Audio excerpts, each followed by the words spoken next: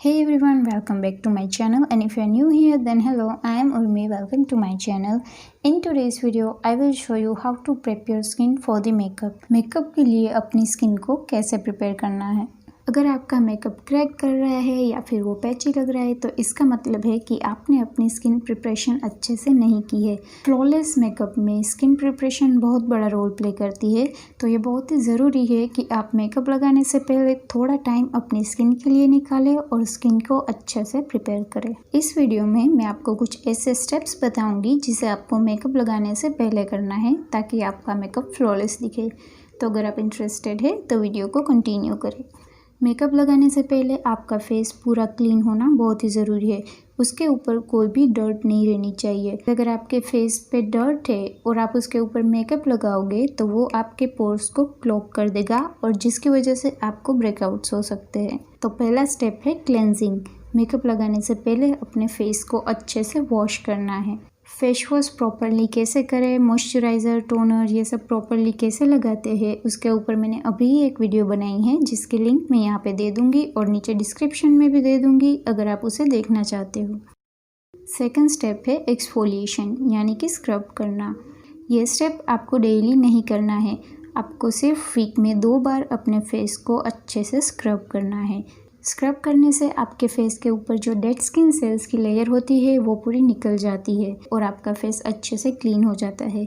और अगर आपकी स्किन पे पिंपल्स और एक्ने हैं तो आपको ये फिजिकल एक्सफोलिएटर्स यानी कि स्क्रब यूज़ नहीं करने हैं, अदरवाइज़ आपकी स्किन ज़्यादा ख़राब हो जाएगी। थर्ड स्टेप पे आते हैं। ये स्टेप कंपलसरी नहीं है, पर अगर आपके पास एक्स्ट्रा टाइम है तो आप ये कर सकते हैं, और वो है फेस मास्क लगाना। आपको फेस मास्क अपनी स्किन टाइप के अकॉर्डिंग अप्लाई करना है। अगर आपकी स्किन ऑयली है तो आप ऐसे मास्क यूज़ करो जो आपकी स्किन में से एक्सेस ऑयल को एब्जॉर्ब कर ले, ताकि आप जब भी मेकअप लगाओ तो आपकी स्किन ज़्यादा ऑयल प्रोड्यूस ना करे। और अगर आपकी स्किन ड्राई है तो आप ऐसे मास्क यूज़ करो जो आपकी स्किन को मॉइस्चर प्रोवाइड करे, ताकि जब आप मेकअप लगाओ तो आपका फेस ज़्यादा ड्राई ना हो। और अगर आपके पास बिल्कुल भी टाइम नहीं है तो आप एक आइस क्यूब लेके उसे टिश्यू पेपर या फिर क्लॉथ पे रखें और अपने फेस पे 5 मिनट के लिए रब करें। यह आपके पोर्स को टाइट कर देगा, एक्सेस स्वेट भी कंट्रोल करेगा और आपके मेकअप को लॉन्ग लास्टिंग बनाएगा। नेक्स्ट स्टेप है टोनर।